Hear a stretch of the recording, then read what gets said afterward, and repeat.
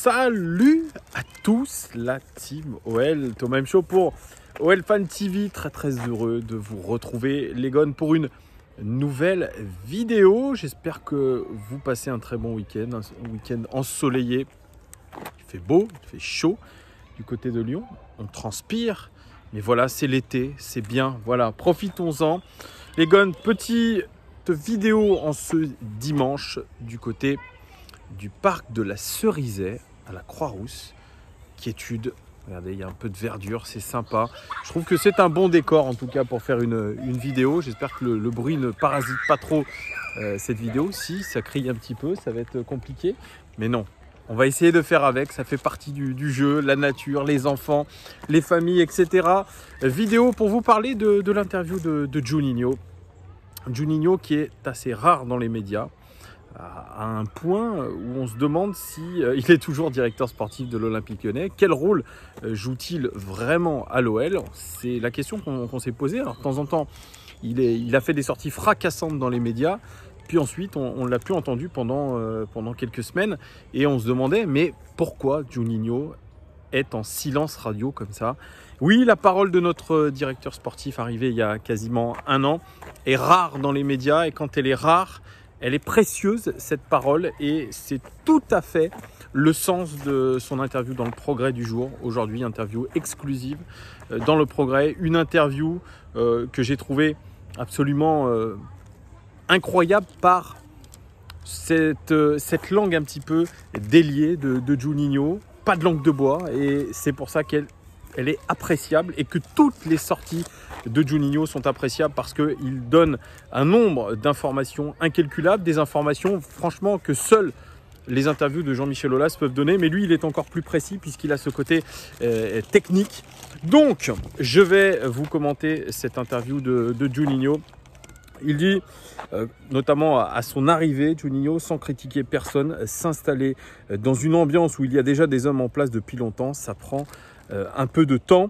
J'ai appris à mieux connaître les joueurs et ça m'a confirmé ce que je pensais. On avait un effectif de qualité à tous les postes, mais un groupe un peu déséquilibré qui manquait de leader et donc d'ambition. Oui, c'est un Juninho qui est arrivé après le départ de Bruno Genesio, qui est arrivé avec Silvinho dans ses valises et il s'est rendu compte qu'il y avait vraiment un clan lyonnais avec un staff installé, avec des idées très claires, avec, je pense, une inertie au niveau du changement, un staff qui n'avait pas envie de changer les choses, qui était vraiment dans leur train-train. Et l'arrivée de Juninho avec ses ambitions, avec son entrain, avec sa verve un petit peu, avec cette ambition, eh bien, ça a un petit peu chagriné, je pense, le staff en place, les gens qui étaient présents. Et c'est vrai que ça a été un petit peu compliqué pour lui parce qu'il avait uniquement Silvinho dans ses valises et que pour imposer sa vision des choses, il fallait vraiment qu'il arrive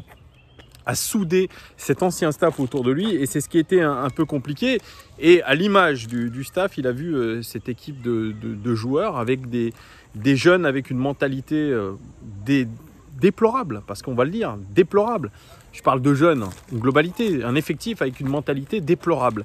Et il dit quelque chose, il dit, c'est ce que je pensais déjà. C'est-à-dire que il avait déjà une idée de ce qu'était notre équipe, de la mentalité de cette équipe, et effectivement, il ne s'était pas trompé. Et c'est pour ça qu'aujourd'hui, on manque peut-être d'ambition parce qu'il manque de leader. Et il a tout de suite fait ce constat-là. Il dit de la saison, il dit de la saison et de l'équipe, on a un stade très beau, mais nos adversaires, ils sont en confiance. Ils s'amusent à nous prendre en contre-attaque parce qu'on ne se bat pas toujours les uns pour les autres. À la perte du ballon, on ne réagit pas tout de suite pour le récupérer. On est une équipe agréable à affronter. Ça, il l'a souvent répété cette saison. C'est que nous manquons de caractère et que nous ne faisons pas les efforts les uns pour les autres. Il n'y a pas de cohésion de groupe. Et souvent, je pense, la tactique, il attaque indirectement quand même, que ce soit Silvinho, que ce soit Rudy Garcia, il attaque un petit peu le coach indirectement en parlant d'une tactique un peu trop lisible, en donnant cet exemple du match contre Lille, le dernier match officiel de l'Olympique Lyonnais, où Christophe Galtier avait dit on savait comment les battre. Oui, puisqu'on est prévisible. Et ce n'est pas une question uniquement de mentalité de joueur, c'est une question aussi de choix de tactique, de philosophie de jeu et de philosophie de combat aussi. Parce que cette équipe ne combat pas. Et cet exemple de la perte du ballon où personne ne réagit, ça montre très concrètement que nous n'avons pas une cohésion d'équipe. Je suis tout à fait d'accord avec ça. Et on lui parle, le journaliste lui demande un petit peu quel est le problème avec l'état d'esprit de l'Olympique Lyonnais. Il dit il y avait cette attitude peut-être de se dire si je ne joue pas, je fais la tête, mais si on fait semblant de ne pas voir ces comportements, on laisse faire et on continue comme ça. C'est grave, c'est grave. Si on ne joue pas, on fait la tête. Et référence indirecte à l'attitude, rappelez-vous, d'Oussem Aouar, après le match retour face au FC Barcelone, Bruno Genesio ne l'avait pas mis titulaire et ne l'a même pas fait rentrer en jeu au Nou Camp. C'était une sanction par rapport à son attitude qu'il avait eue quelques jours auparavant et il a prolongé cet état d'esprit détestable encore quelques semaines après. Bon, ça reste Oussem Aouar. Donc, effectivement, quand vous êtes un leader... Bonjour. Bonjour. Je fais une petite vidéo. ça reste un leader, donc un leader technique. Donc, effectivement, on le fait jouer coûte que coûte. Malheureusement, eh bien, on a vu que cette attitude, elle se prolongeait très régulièrement et surtout, elle se multipliait dans le groupe et c'est pour ça que ça a fait réagir Juninho. Il dit aussi sur les joueurs qui sont très protégés. La vérité, c'est qu'on s'entraîne comme on jouait. La clé de tout, c'était l'intensité aux entraînements. Aujourd'hui, c'est incroyable qu'on soit obligé de demander d'élever l'intensité. Si à Liverpool, à City, tu ne travailles pas à 100%, c'est tribune tout de suite. J'essaye de faire changer les mentalités. Quand tu viens t'entraîner, c'est pendant 1h30. Ça, c'est quelque chose qui est flagrant dans notre équipe et que je vous ai dit d'ailleurs très récemment. C'est que l'équipe ne s'entraîne pas avec intensité. Regardez les vidéos des entraînements. Regardez, vous avez l'impression que les joueurs jouent arrêtés, tout simplement. La vidéo que je vous ai faite sur Ralf Rangnick, elle est claire. Ralf Rangnick, lui, il propose à ses joueurs de l'intensité à tous les entraînements. Et quand vous ne mettez pas cette intensité aux entraînements, c'est absolument aujourd'hui impossible aujourd'hui de faire une performance à la hauteur quand vous mettez aucune intensité dans les entraînements. Donc je suis complètement d'accord avec lui et il va même plus loin, Juninho, puisque je vous donne ensuite ce qu'il dit. Il dit que quand vous êtes obligé de dire aux joueurs de mettre plus d'intensité, c'est qu'il y a un problème. Et il donne cet exemple de City ou Liverpool ou d'un grand club. Quand vous ne vous entraînez pas avec l'intensité qu'il faut, on vous envoie dans la tribune. Et pourquoi on ne le ferait pas à l'Olympique Lyonnais? Pourquoi on n'enverrait pas des joueurs dans la tribune? Pourquoi? Je pose la question. C'est peut-être aujourd'hui ce qu'il faut. Aujourd'hui, c'est peut-être il faut envoyer ces joueurs dans la tribune. Mais on n'ose pas le faire, je ne sais pas pourquoi, mais en tout cas, on n'ose pas le faire. C'est quand même assez hallucinant ce club. Je reprends la vidéo parce que je tombe sur des petits supporters, Ilyes et Youssef d'ailleurs, petite dédicace. Un petit peu difficile pour se concentrer quand il y a un petit peu de monde. Donc je vous parlais un petit peu de l'intensité de l'OL et de ce que disait Juninho et qui valide à 100% ce que je vous disais et ce que j'avais vu et ce qui se disait. C'est ce qu'a dit Radonjic aussi. Il dit que depuis que Villas-Boas a repris l'Olympique de Marseille, il y a 2 fois plus d'intensité aux entraînements. C'est la réalité. C'est la réalité aujourd'hui. C'est que l'équipe de l'Olympique Lyonnais ne s'entraîne pas avec intensité et donc elle ne peut pas reproduire un schéma de jeu avec de l'intensité. Ce n'est pas possible. Donc oui, on attend peut-être que Juninho soit un peu plus ferme peut-être et demande au coach à les mettre en tribune. Ça serait peut-être aussi une forme de sanction parce qu'il ne s'agit pas de dire les choses. Il s'agit aussi d'appliquer ce qu'on dit. Alors, il parle aussi dans cette interview un peu de la relation avec les supporters. Et là, encore une fois, je suis 100% d'accord avec lui. Il dit, j'ai expliqué aux joueurs que ce n'était pas à nous de demander à 6000 personnes d'un groupe de supporters de faire un pas en arrière. C'était à nous de faire l'effort, vous n'êtes pas content, on va essayer de faire mieux et on va vous saluer à tous les matchs. C'est la base de tout, on joue pour ceux qui viennent au stade ou qui regardent la télé, indirectement, ce sont eux qui te payent. Tu es sportif, tu as une belle vie, mais humainement, tu n'es pas le meilleur, tu ne dois pas oublier que tu joues pour un club plus important que toi. Mais je suis encore une fois d'accord, c'est quelque chose que j'ai tout le temps dit. Alors maintenant, on met des primes d'éthique aux joueurs. En gros, si tu t'arrêtes aux entraînements, si tu dis pas de mal du club, si tu fais les événements proposés par le club, les séances de dédicace, alors tu as ta prime. Mais ça s'arrête pas là. Ça s'arrête au fait que quand tu croises un supporter dans la rue, tu es courtois avec lui. Quand évidemment tu joues un match, je suis d'accord avec Juninho, tu vas saluer ton public. Évidemment, c'est normal. Et qu'est-ce que c'est que cette saison où on a vu des joueurs applaudir, les copes de supporters notamment après Leipzig au rond central, Et je vous rappellerai la parole d'un joueur qui aujourd'hui va faire sa 6e saison à l'Olympique Lyonnais en étant intouchable, Maxwell Cornet, soi-disant proche du public.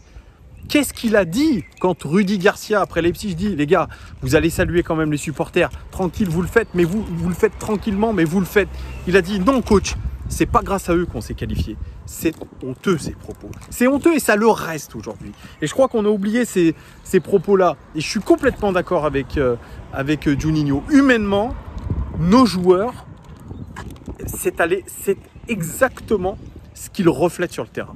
Voilà, moi je suis complètement d'accord. Il faut imposer à ces joueurs-là d'être beaucoup plus humains. Mais quand vous l'êtes déjà pas, quand vous êtes déconnecté complètement du public, de que peut vivre une personne lambda au final, qui n'est pas footballeur, eh bien effectivement c'est compliqué. Mais je suis d'accord, il faut vraiment revenir à de l'humanité, à penser que le supporter est au centre des préoccupations, parce que c'est eux qui payent une partie de vos salaires, donc je suis complètement d'accord.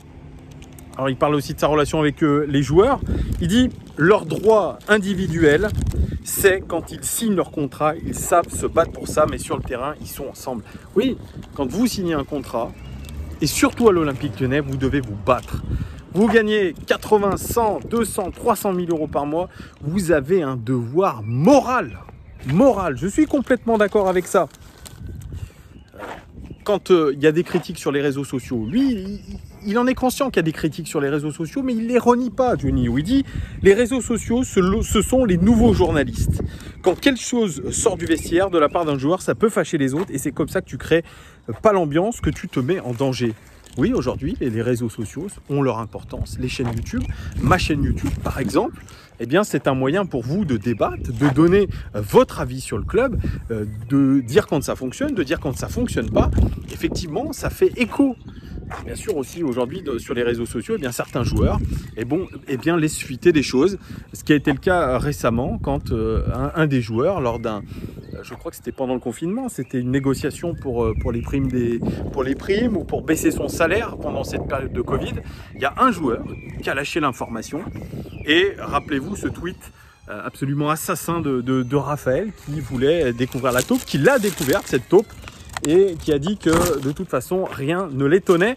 Donc vous voyez ça, ce genre de choses, effectivement, je suis d'accord aussi avec Juninho, ça peut dégrader une équipe, et c'est peut-être aujourd'hui pourquoi on n'a pas une équipe qui est en toute cohésion, si je puis dire. C'est parce que il y a beaucoup trop de fuites dans les médias, tout le monde ne tire pas dans le même sens, et je suis un petit peu d'accord. Comme tous ces joueurs qui réclament du temps de jeu et qui demandent ensuite à partir. Mais la suite logique d'un joueur qui a été bon avec nous, qui a fait ses preuves, c'est de partir dans des très grands clubs. Il dit, s'ils veulent partir, c'est pour aller au Barça ou à Chelsea. Et oui, je suis complètement d'accord. Si un joueur veut partir, aujourd'hui, l'étape d'après, c'est un grand club. C'est ce qu'a fait du Tolisso, c'est ce qu'a fait Lacazette, parti quand même à Arsenal, on peut dire ce qu'on veut.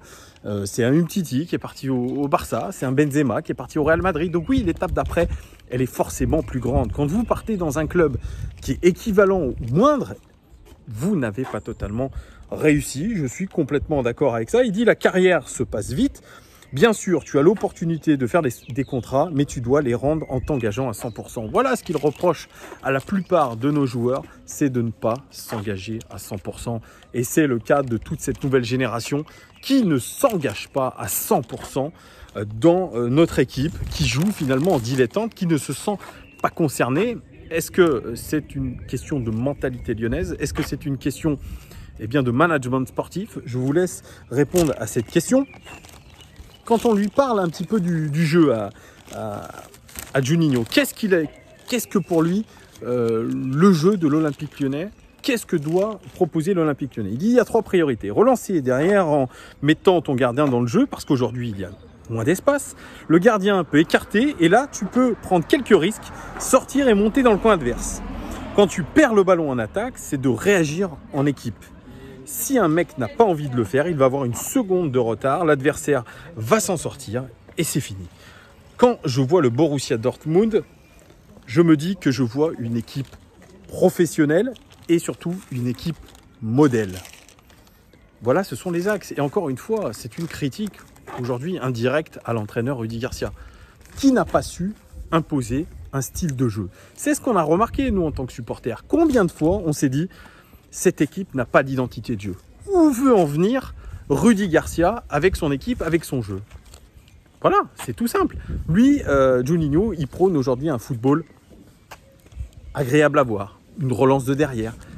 Est-ce qu'aujourd'hui, les Gones, on est capable de le faire? Est-ce qu'on a les joueurs aujourd'hui sur le terrain pour jouer ce genre de jeu?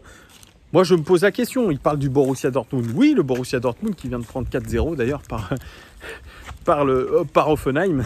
Hier, ils ont pris 4-0 quand même. Mais oui, mais je suis d'accord avec lui. C'est une équipe modèle, entraînée par un entraîneur qui a une vraie philosophie de jeu, qui a du caractère, qui a un leadership et qui sait où il veut aller, qui est Lucien Favre. On a essayé de le faire venir à l'Olympique Lyonnais, ce qui n'a pas été le cas. Mais je comprends un petit peu là où veut en venir Juninho.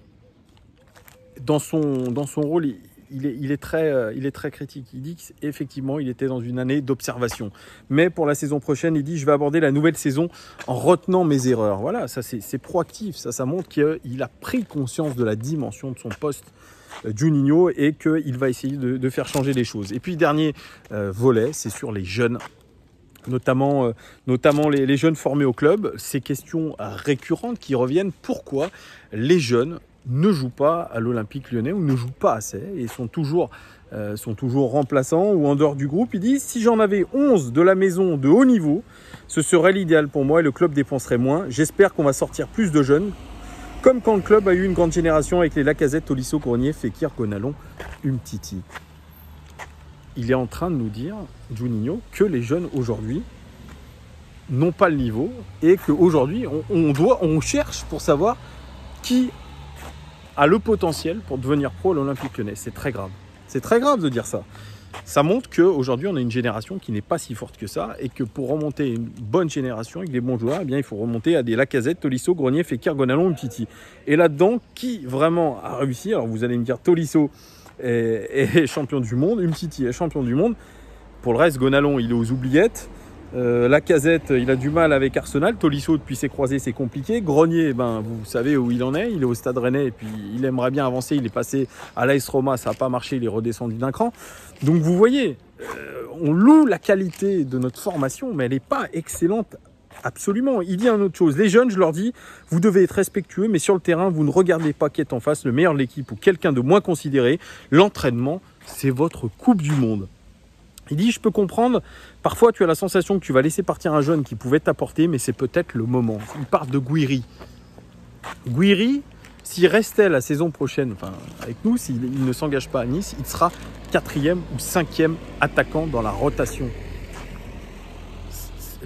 Tout est dit. Ils ne font pas confiance à Gouiri parce qu'il n'a ni la mentalité, ni le niveau pour prétendre à mieux. Et il finit par quelque chose qui est absolument cinglant et révélateur de, je pense, ce qui se passe à l'entraînement. Et je lui fais confiance à 100%. Il dit, vous ne voyez pas les entraînements qui sont à huis clos, mais la plupart des joueurs qui ne jouent pas, c'est parce qu'ils n'ont pas gagné leur place. Voilà. Ça veut dire que des Cornet, que des Traoré quand ils jouent. Ce sont les champions du monde de l'entraînement. C'est des gens qui ont une mentalité, sûrement, et une volonté un peu plus grande que les autres à l'entraînement. Moi, je ne vois pas autre chose. Mais aujourd'hui, des Cacré, des Cherki, parce que Cherki n'a pas joué depuis un moment. Hein. Il n'a pas eu la possibilité même de s'exprimer. Eh bien, c'est parce que le coach, Rudy Garcia, n'a pas senti qu'il y avait l'intensité nécessaire dans les exercices, qu'il y avait la volonté, la détermination, et aujourd'hui, ça fait tout. Donc, effectivement, cette interview de Juninho, elle est caractéristique, elle est intéressante et elle est surtout très honnête. Moi, je le crois très sincère, Juninho, dans ses paroles. Je pense qu'il dit la vérité. C'est des choses que je pensais, c'est des choses que j'avais déjà entendues. C'est qu'aujourd'hui, pourquoi les jeunes ne jouent pas? Parce qu'ils n'ont pas le niveau escompté. Alors ça peut faire flipper, parce qu'on se dit que les titulaires, quand on voit certains matchs, on se dit mais waouh, c'est lunaire. Ça veut dire qu'on a une équipe globalement qui manque d'ambition, qui manque surtout d'intensité, qui manque d'intention, et faute déjà à eux et faute aussi aux managers. Donc on peut mettre aussi la pression sur Rudy Garcia. On a raison de le faire, puisque aujourd'hui le coach est incapable d'imprimer quelque chose